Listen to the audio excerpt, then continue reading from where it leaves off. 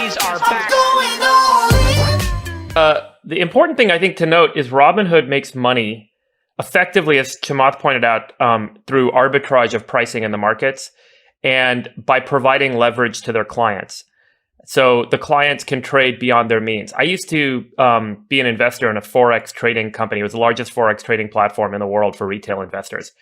And 60% of those accounts went bankrupt over time. So there was a lifetime value on an account because the customer would come in, they'd trade foreign exchange rates up and down. They would ultimately just get burnt up, and that was it. Robinhood makes money when the market is non-volatile, when there isn't a lot of swings. Suddenly, when there is a swing, and that's how they're able to provide their free pricing to people, they're making a spread. But suddenly, when there is a swing and the spreads start to widen, they are actually exposed to losing money. So, Jason, it's true what Chamath is saying. Like, they did face a liquidity crisis to some extent. That's why they had to draw down additional equity capital. Yeah. But it was a function of their business model, right? Their business model provides great benefit and value in some extent during good times, but when times get bad, it's like, oh shit, things are at risk. And that's very similar to kind of the Lehman and I don't disagree. model. I don't disagree. I think this is an unprecedented situation with the number of participants. It reminds me of surge pricing with Uber during snowstorms. And that also was an unintended thing that, who knew that it would go up to $400 to take a ride?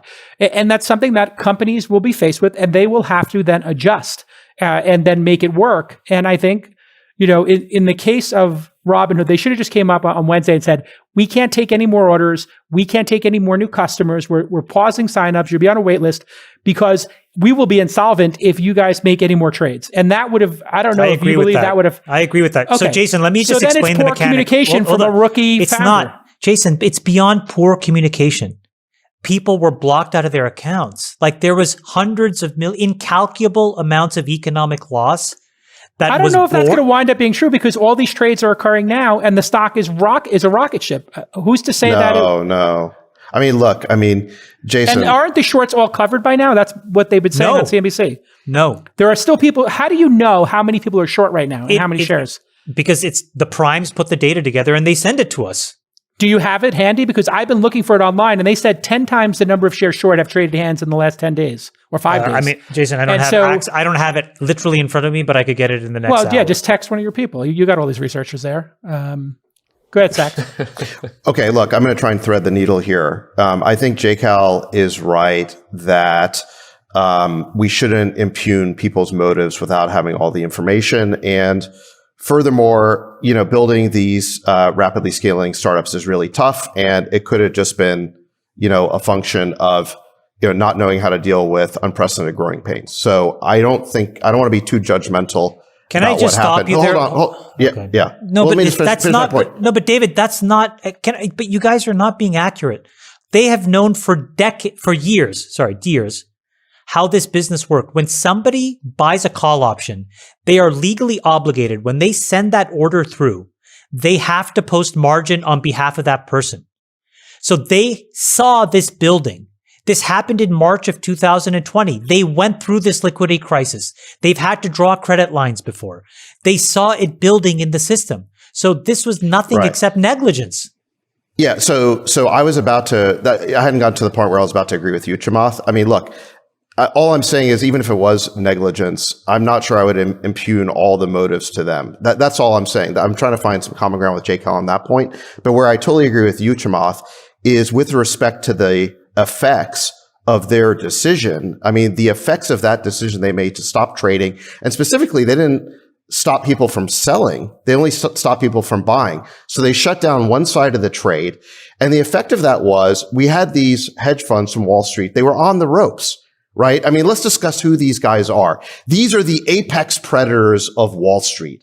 They are in the business of shorting companies to destroy them. I mean, that is their business model. And they are not academic traders, okay, who are just speculating on outcome.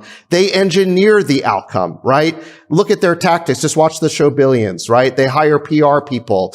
They hire private investigators. They're participating on these message boards, spreading disinformation. Look at the year of hell that Elon went through, right? They tried to destroy it's like 5 Tesla. years. Yeah. Yeah, exactly. They try to destroy companies to engineer that outcome. They create nothing. They are in the business of destruction. Now, The beautiful thing is you had these Reddit kids, these pirates, who published this manifesto, right, on Reddit, basically being the heirs to Occupy Wall Street. They recognize, look, occupying like a physical space does nothing to these guys. We are going to hurt them where it counts in their pocketbook. We are going to get together and we're going to basically create a trade mob that's even bigger than their cartel. And they did. They got 2.7 million people taking the other side of this trade. And then when the hedge funds doubled down, they said, fuck you. We're going to triple down. And the guy on Reddit said, listen, he, paraphrasing John Maynard Keynes, said, we can be retarded longer than you can be solvent. And they were winning. That was what they said, right? And they were winning the trade, okay? And Melvin was dead busted and Citron was on its way to being dead busted. And they had to go to Big Papa Stevie Cohn, okay? And Ken Griffin to get their rebuys, to buy their rebuys to get back into the game, okay? And then they had these guys on the ropes. They had them felted, okay? And then what happens? Just at the moment where they're going to like basically bust them out of the game for good, Robinhood shuts down the buy side of the trade. And so what does that do? It gives these hedge funds time to regroup, to unspool the trade, to reposition, and save themselves, and to get out of the trade if they want to get out of the trade. You can never take that 24-hour time period back, no matter what Robinhood does now.